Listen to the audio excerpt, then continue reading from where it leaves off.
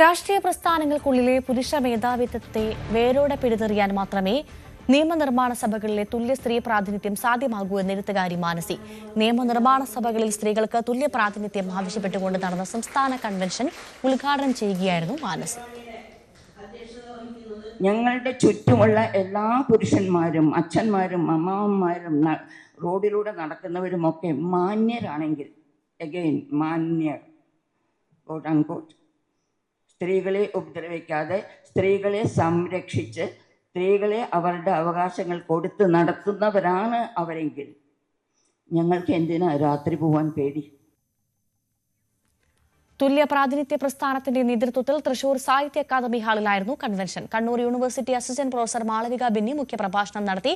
K Ajitha, Soya Joseph, news 18 assistant news editor M G. Renuka തുടങ്ങിയവർ പങ്കെടുത്തു.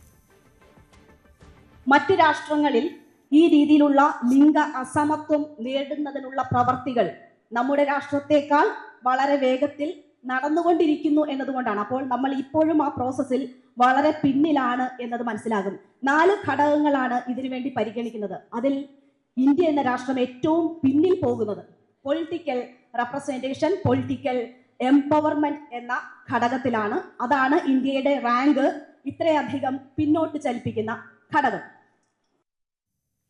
സ്ത്രീ സംവരണ നിയമം നടപ്പിലാക്കാൻ ജനസംഖ്യാ കണക്കെടുപ്പോ മണ്ഡല പുനർനിർണയമോ ആവശ്യമില്ലെന്നിരിക്കെ സ്ത്രീ സംവരണം വൈകിപ്പിക്കാനാണ് അനാവശ്യമായ നിബന്ധനകൾ നിയമനിർമ്മാണത്തിൽ ഉൾപ്പെടുത്തിയതെന്ന് കൺവെൻഷൻ അംഗീകരിച്ച പ്രമേയത്തിൽ ആരോപിച്ചു.